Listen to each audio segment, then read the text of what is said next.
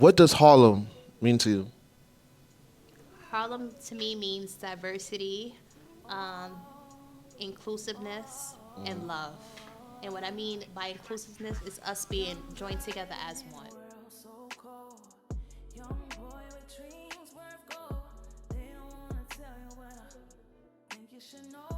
What's going on, y'all?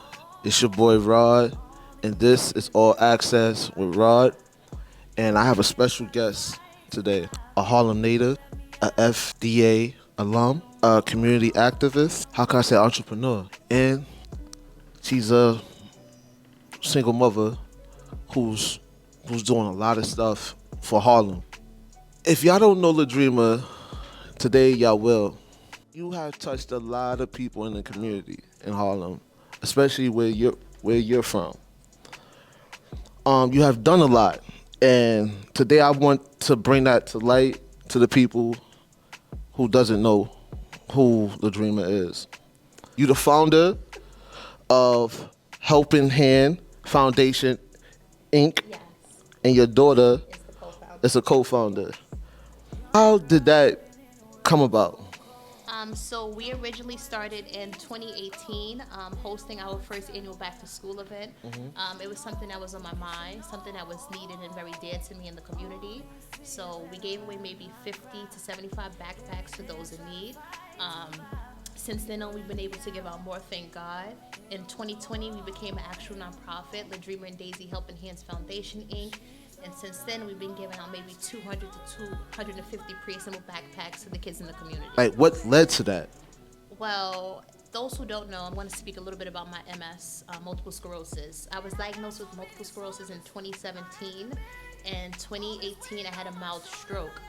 Just to rewind a little bit, it was an incidental finding. I actually went to the doctor because I suffer from migraines. They performed the MRI. It came back that I had white lesions on the brain, which is a sign of MS. To confirm the MS, they did a spinal tap, which is a lumbar puncture where they inject a long needle into your back and draw the fluid out. It came back that I had MS. So of course I was out of work for a while. 2018 I did have a minor stroke and I was unable to work, and I wouldn't say I was 100% unable to provide for Daisy, but there was things that I was unable to do for her. And then all my family came out and helped me with, buying items for Daisy and just helping raise Daisy pretty much because I was under the weather.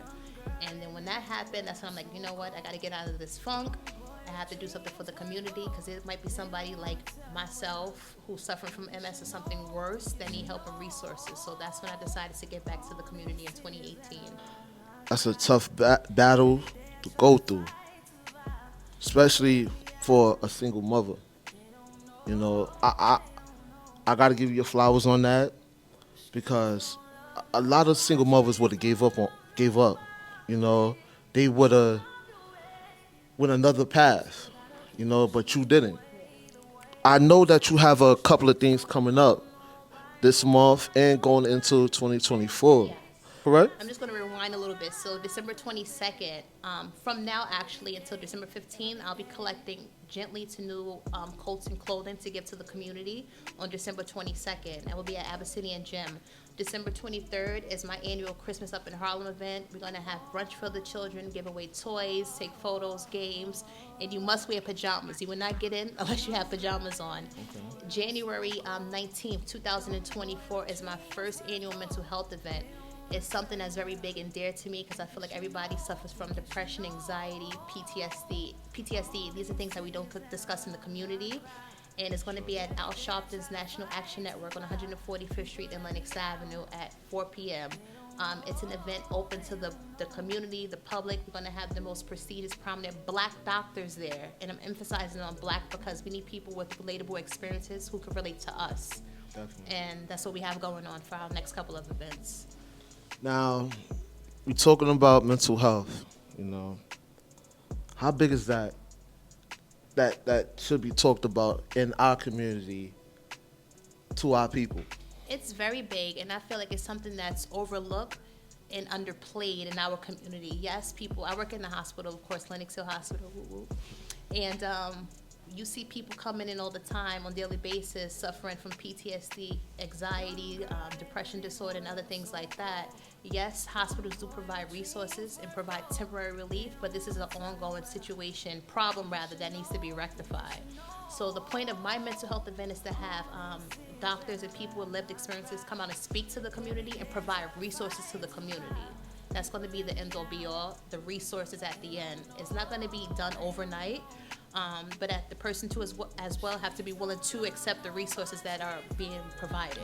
So that's the goal. And when can people get that information or find out about your mental health? Well, you have to RSVP because space is limited. So you can follow me at Helping Hands Foundation Inc. The link is in the bio, and you can just sign up there directly. Okay, make sure y'all do that because that's something that we really need to handle in our community. Um, FDA, you went to school there. Yes. I still have a partnership with them. How's that going? I love FDA. Shout out to Miss Fullerton and Mr. Chris. That was my guidance counselor that still works there, Chris Middleton. But yes, I love it. My job, Northwell, is partnering with them. I myself, with my own organization, trying to help provide resources to the children there. But it's been lovely. I participated at their last event, which was Senior Day, and I'm looking forward to keep working with them in the school. What is something that the schools are missing in this generation? Because me, I believe in financial literacy, and I feel like that's something that need to be put into the schools nowadays. I agree with you. That sexual education classes is another big one because I feel like the children, the youth as a whole, they get pregnant younger and younger. They're not aware about the sexually transmitted diseases that are out there and the things that happen when you do become pregnant. So that's something that is missing, the financial literacy. There's something else that they could have. The after school clubs. Remember, we have like the mentors and people come in and speak to the children. That's another big one as well. Um, Another thing I want to touch on with it is how do we bridge the gap with generation? What I mean with the youth, with our generation and our parents' generation. How do we bridge that gap? That's a tough one because, as you and I see, we're probably about the same age. Growing up, adults and people older than us, they were able to talk to us. They were able to scold us when we were doing wrong. You can't talk to this generation. Everybody's so nasty. They give you attitude. They're ready to cuss you out and fight you, stab you, do whatever. So it's pretty hard. But at the same time, too, I myself, I'm an approachable person, and I speak to people the way that I would like to be spoken to. So sometimes if I see a kid doing something, I'm like, hey, that was a little off. And they do apologize and call me ma'am. I'm not that old. But, it starts there. You have to start somewhere pretty much. It's going to be hard, but you have to step out on a leap of faith. With some type of, how you saying, manners or Yeah. mannerisms and all that? Yes. Big on mannerisms, though. Yeah. These kids. Because, I was born here, but back and forth from the south to the north. So yes, ma'am, no, ma'am. I still got that going on. For some people that don't know, Dreamer from Taft, right? Yes, I'm from Taft Projects, 112th and Madison Avenue. Growing up there, I've seen a lot, of course, as you can imagine, as any other projects in the city. We were exposed to a lot, but I didn't let that stop me from graduating high school, going to college, starting my little family with Daisy. I was able to move forward. Of course, a lot of people didn't. They got caught up in that easy money, fast life, but I didn't let that defer me from my dreams and my goals. And, that's one thing that we get blindsided, the stuff that's in our community, that holds us back or get us jammed up in situations. Like, what is something that you would give a young girl who lives in Taft, that wants to get out of Taft and be successful? For the most part, those who know me, I always stay to myself. Stay to yourself, sis. That's it. Come and go. You speak when spoken to, and even when you see somebody, you can say hello. You don't have to hold a long conversation with them. But for the most part, focus on yourself. Focus on your goals and your dreams. If not living in the projects is something that you want to do, then work towards that. Because sometimes when you stop and you get caught up in conversation, that's what holds you back. You be sitting there for hours talking about nonsense. But just keep moving forward. Like I said, emphasize on stay to yourself. Harlem, a lot of changes is going on in our community. What is missing nowadays in Harlem? It's no structure. Um, these children are not being disciplined, and also there's no activities for the kids, and that's why 100% I cannot fault them from turning to the streets. But like for the community spaces, the recreational centers, the after school programs is something that we lack in the community, and that's something that I'm looking to bring back. Now, what is the goal for the Helping Hand Foundation? Like, what is the goal? The goal is to expand our reach even further. Those who know it's just me and Daisy. Would she feel like participating because she is a kid, so I don't put that burden on her. I let her be a child. But I want to expand our reach even further, touch more lives, expand out of the state, out of the country perhaps. We do a lot of work in Africa, but I want to be in more places other than Africa because there's a need all over. So I just want to expand our reach even further. I see you talked about that. About I think it was what the water. Yeah, the water project. Well, what's up with that? So it's a work in progress. We're a fairly new organization. We do receive donations, but not as much.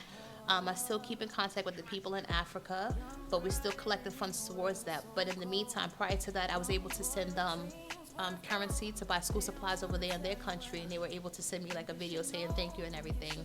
But prior to that, we sent PPE over there during COVID, so we're working with them. I wish I could do it faster, but it's a work in progress. All right, Dreamer. So let's talk about the book thing that you just had.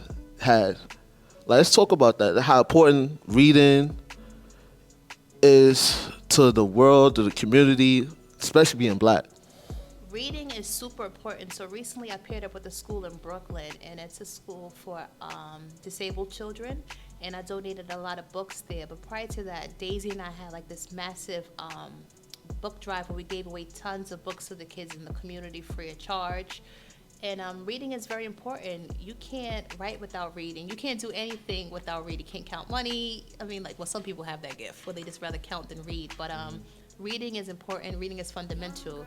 We also launched a tutoring program last year called Beyond Z, where we was teaching elementary and middle school children the basic fundamentals of reading and how to read pretty much. And that was very successful. We had a lot of children show up it was on Zoom, of course, and we did our thing. Daisy was helping too because she's a great reader. She's in the third grade, and she's reading at a level O, so she was amazing with that as well. Oh, are you gonna have another one pretty soon? Because I ain't gonna lie, that's something that this generation really needs. These kids in middle schools, these schools need to have, like, I mean, you see what the mayor just did with the cuts from the libraries on Sundays. Like, that's something that we really need to keep in our community. Reading, putting that in the kids' heads. Take these tablets away. Like, let's talk on that. So I'm not too sure about the tutoring program, but I always have tons of books. So we are wanting to do like another book drive where we give away a lot of books. And my focus right now is penmanship classes, probably. Because Daisy, that's my baby, but the penmanship is horrible. Because I think like in third grade, they used to teach us that how to write in script and all that.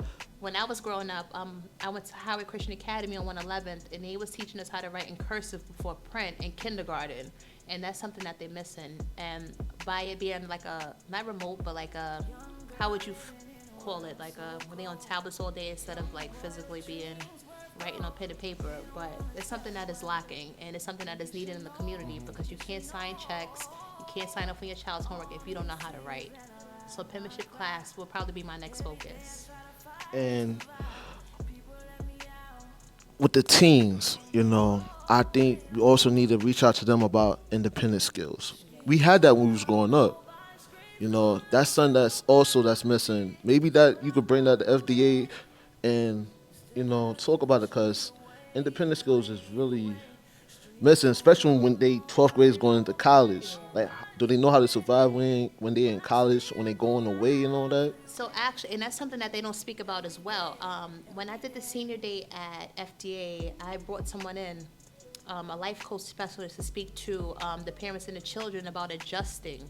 They don't speak about when the child is not passing their class and who to speak to and who to go to and different things of that sort. But that's something that is needed in the schools, like somebody, a social worker that's geared to helping them adjusting in college. I don't have those credentials, but I do have people who have those credentials, and I'll be willing to, share them with you all. Listen, y'all, we need to come together, really, and save our village that we do have. You know what I'm saying? Like, it's getting crazy, and I would like for y'all people really to connect with this girl. You know, she's really doing something big and positive for the community of Harlem. What made you wanted to add Little Dreamer to the helping hand?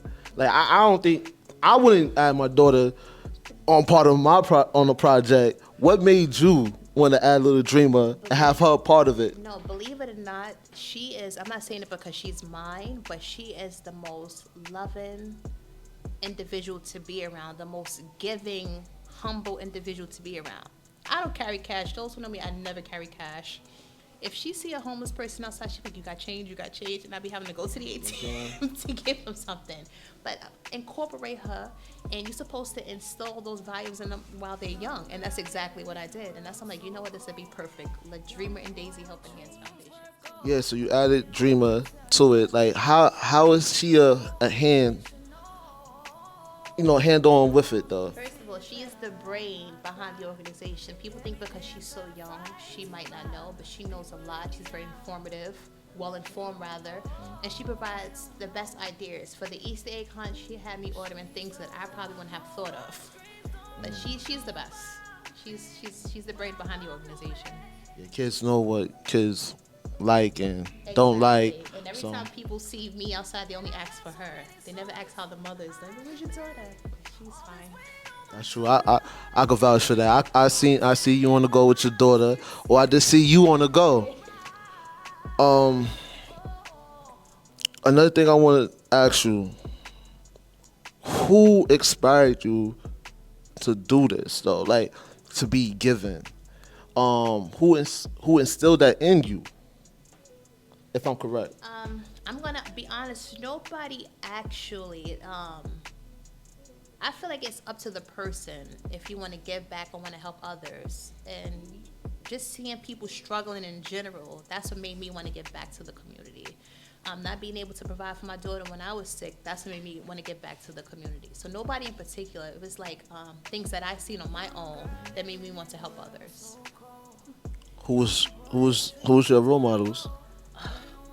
First of all of the women in my family, they're phenomenal. First of all, but top tier is Michelle Obama. Like I mentioned on all my interviews, she is top tier to me. I read her book. I'm always on her Instagrams checking out, seeing what's going on. And a famous line that resonated to me that I use until this day is when they go low, you go high. So she's somebody who I inspire and I look up to. I heard you got something from the state, or if I'm correct, can we talk about it? If Open book. let's talk about that. So we recently, two things.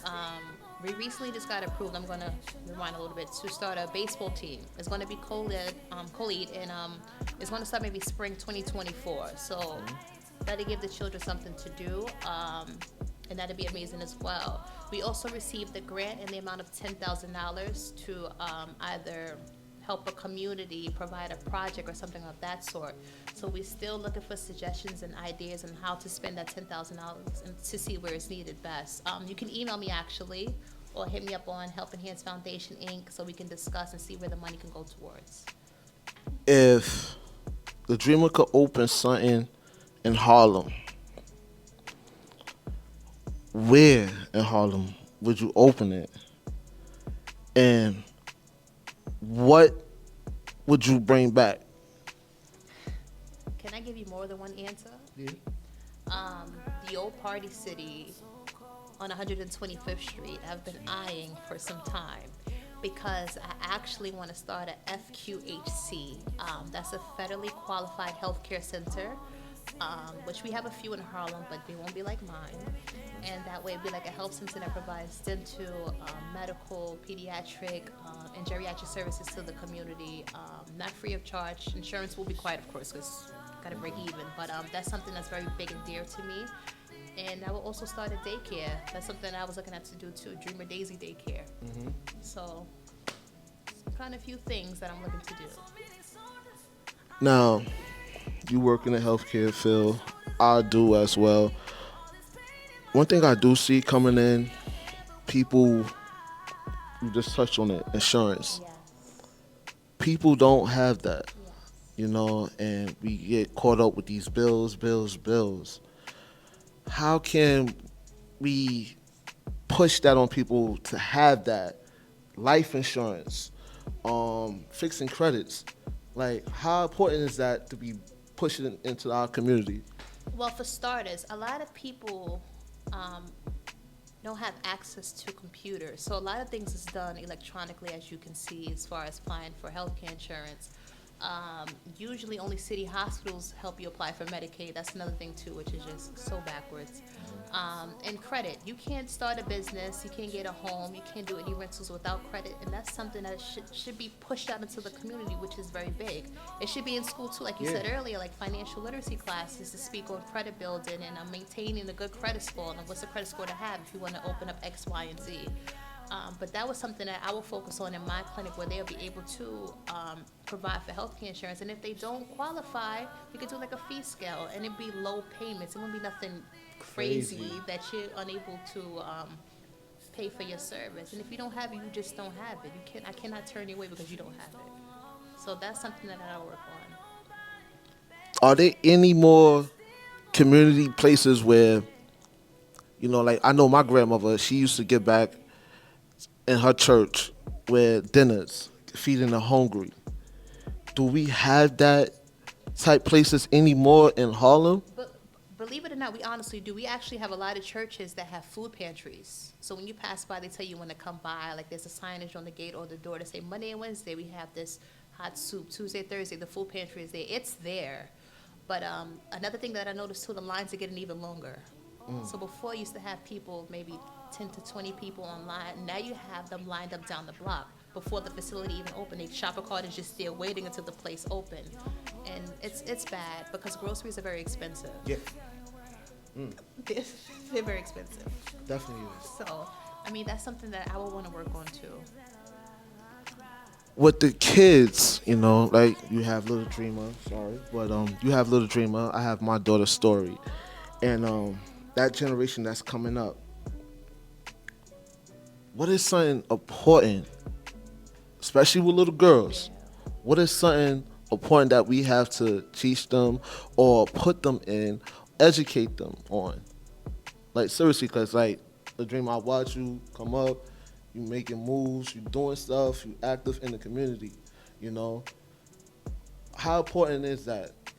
Honestly, I tell Little Dreamer, and I would tell anybody else, be self-sufficient and be independent. Don't rely on anybody.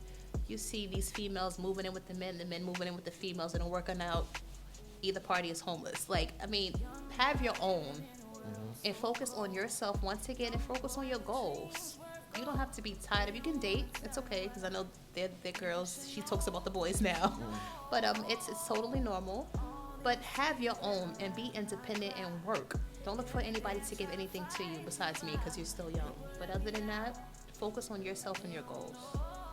Social media got kids, And a- tablets. You know what I'm saying? Like, what's So cool. what's your thoughts on that? Like, should we be limiting Yeah. to that access on social media and what they watching and all that?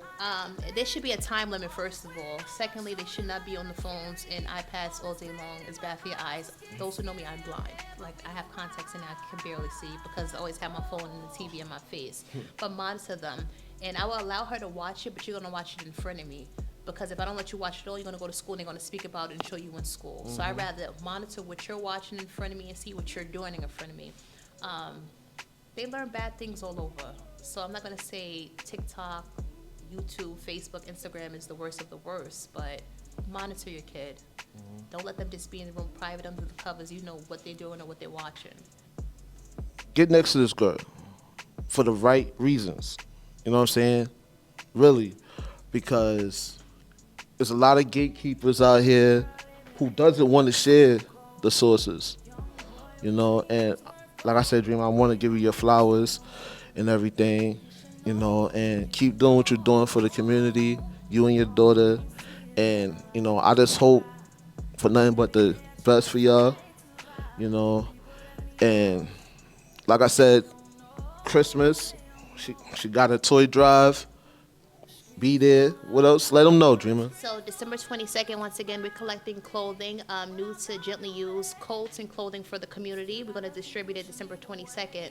December 23rd is my annual Christmas Up in Harlem event. You have to wear pajamas. We're going to be feeding the kids brunch. Santa Claus will be there, games, activities, and all that other good stuff. And January 19th is my first annual mental health event.